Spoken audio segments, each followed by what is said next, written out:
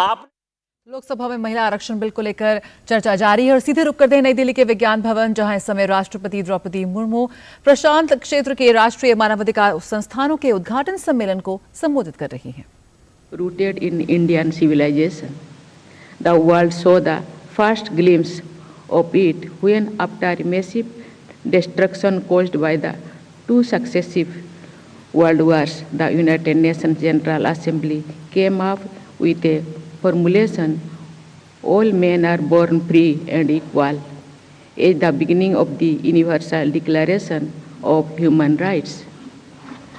It was then India's representative Hansaben Mehta, a disciple of Mahatma Gandhi and freedom fighter, who suggested changing it to all human beings are born free and equal. Her change of one word expanded the notion of rights. Mahatma Gandhi's life and thoughts were also critical in shaping the draft of the Universal Declaration of Human Rights. He influenced the human rights discourse.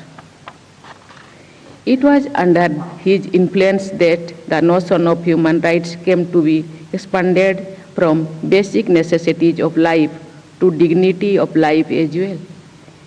As many of you know, on June 7, 1893, Gandhiji was robbed of his dignity when he was thrown out of the first-class compartment of the train at Pietermaritzburg in South Africa. On account of racial discrimination, he was a changed man then and went on to inspire millions to fight for their rights of dignity. Similarly, Dr. B.R. Ambedkar too was an ardent champion of human rights. He taught the depressed classes to stand for their rights and live with dignity. He also led from the front in shaping the Constitution of India, which is not only aligned with the modern concept of rights, liberty, and justice, but also deeply rooted in the Indian ethos that sees the world as one family, Vasudhaiva Kutumbakam, the echo of which resonated during the recently concluded G20 summit. Our Constitution adopted universal adult franchise right since the inception of the Republic and enabled us to usher in numerous silent revolutions in the field of gender justice and protection of life and dignity. We ensured a minimum of 33% reservation for women in local bodies election. What is more, in a pleasant coincidence, a proposal to provide similar reservation for women in the state assemblies and national parliament is taking a shape now. It will be the most transformative revolution in our times for gender justice. Over the years, the government has also launched a number of ambitious schemes to ensure basic facilities like housing, toilets, education, and health facilities, and thus protect the dignity of the poor.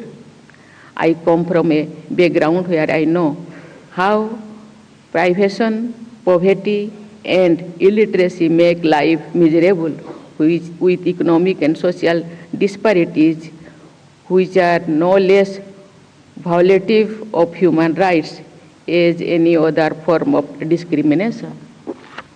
Dear ladies and gentlemen, the Asia Pacific Forum of Human Rights comprises 26 nations of the region. Most of the nations that formed this grouping are historically and culturally interconnected.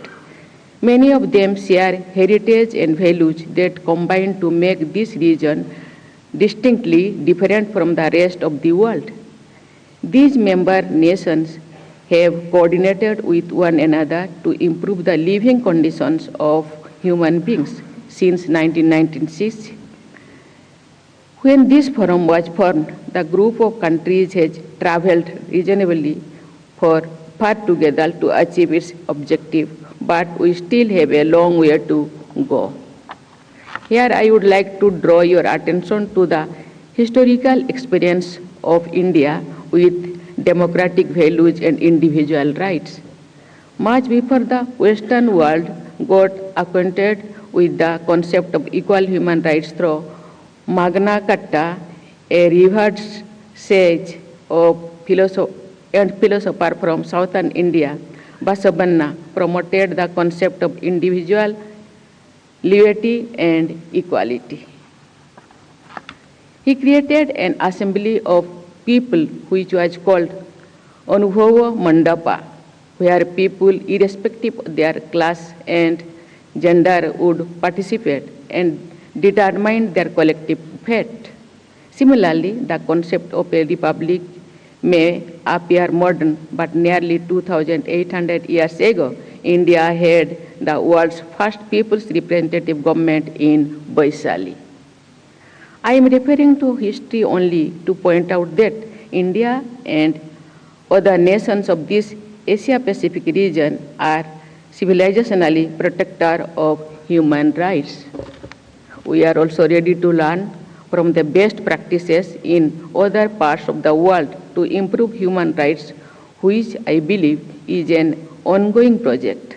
This forum has a great role to play in evolving an international census through deliberation of consultation with human rights institutions and stakeholders all over the world. And I know that all of you are doing it in right earnest. Dear ladies and gentlemen, I was just looking at the list of the conferences this forum had held in the past. What is particularly pleasing is that in the post-pandemic phase, you are holding this conference in person after a gap of 3 years. I am told that the conference is being attended by nearly 100 foreign delegates. Let us ponder for a moment the causes of the pandemic and natural disasters that have been taking place all around us. Let us also ponder over the challenges of climate change that have been threatening the very existence of the plant. Human beings are as good a creator as a destroyer. According to scientific studies, this planet has entered the phase of sixth extinction, where man-made destruction, if not stopped, will be the undoing of not only the human race, but also the other lives on the earth. In this context, I would urge you not to treat the use of human rights in isolation and pay equal attention to nursing Mother Nature, which is deeply wounded by the indiscretion of human beings. In India, we believe that every particle of the universe is a manifestation of divinity.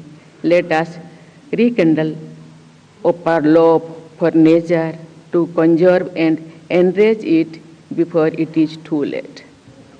Dear ladies and gentlemen, I am happy to know that this conference has been organized in such a manner as to take a holistic view of human rights, whose realization would ensure good lives for all human beings. More than the codified law, it is a moral obligation of the international community to ensure human rights in every sense of the term. I am told that the conference would have 3 business sessions that would cover international agreements like Paris Principles and Universal Declaration of Human Rights, which provide the basic framework to deliberate upon and coordinate with human rights institutions all over the world. It gives me immense pleasure to learn that one session is exclusively devoted to the topic of environment and climate change, which will have serious bearing on human rights of the people of the poor nations. I am sure that the conference will come out with a comprehensive declaration that will pave the way for betterment of humanity and the planet. In the end, I will refer to the every empowering mantra, Sarve Bhavantu Sukhino, which is the logo of the NHRC, to wish you all success. I once again thank NHRC Chairperson Sri Justice Arun Mishra ji for inviting me to this conference. Thank you. Jai Hind, Jai Bharat. Thank you, Honorable President Madam, for your inspiring words.